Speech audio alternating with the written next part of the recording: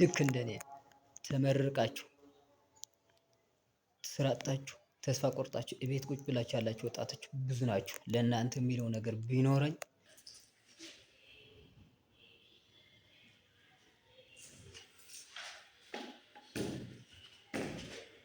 ባለፈው ቪዲዮ ላይ የዩኒቨርሲቲ ምሩቅ ሆኜ ቀን ስራ የምሰራበት ምክንያት በጥቂቱ ነግራችሁ ነበር። ነገር ግን ብዙዎቻችሁ ለምን ብላችሁ ጠይቃችሁኛል። አታፍርም አይከብድም ምናምን አላችሁኝ። ዛሬ ያንን እውነታ በግልጽ ነግራችሁ መጥቻለሁ። እንኳን ወደ ታጋይ ምሩቅ ቻናል በደህና መጣ። ያው ዛሬ የሰራናቸው ስራዎች እነዚህ ናቸው። በጣም የሚገርም ቤት ነው። ሰላም ሰላም፣ ዛሬው ደግሞ እውነቱን ነግራችሁ መጥቻለሁ ማለት ነው። ያራዳጀች ያው ግራጁዌት ካረኩኝ አንድ አመት ሊሞላኝ ነው። በዚህ አንድ አመት ውስጥ ደግሞ ስንት ሲቪል እንደላኩኝና ስንት ቃለ መጠየቅ ኢንተርቪው እንዳረኩኝ አላውቀውም።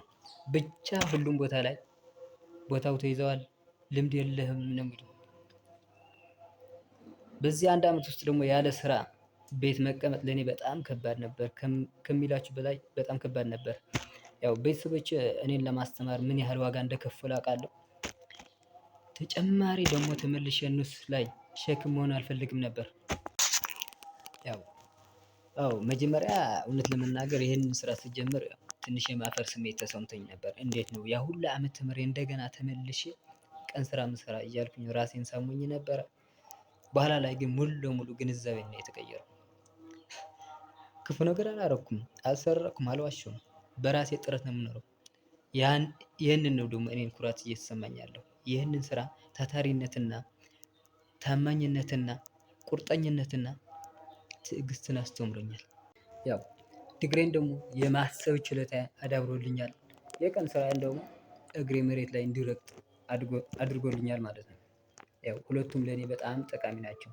ምንም እንኳን በተመረቅኩበት ግራጁዌት ባረኩበት ፊልድ ስራ ባልቀጠርም ህይወቴን እንዴት መምራት እንዳለብኝ፣ ህይወቴን እንዴት አፕሎድ ማድረግ እንዳለብኝ፣ ህይወቴን እንዴት ወደ ተሻለ ነገር ማድረስ እንዳለብኝ በጣም ከምላችሁ በላይ ጠቅሞኛል፣ ረድቶኛል ማለት ነው።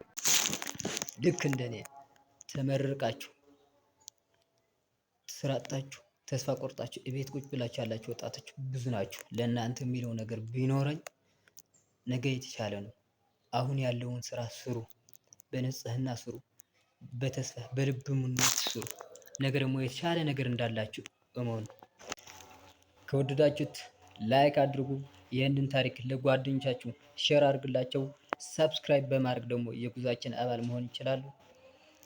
ቀጣይ ፓርት ላይ ስለምን ጉዳይ እናውራ በሚል ሀሳባችሁ ኮሜንት ሴክሽን ላይ አስቀምጡልኝ። ባይ ባይ።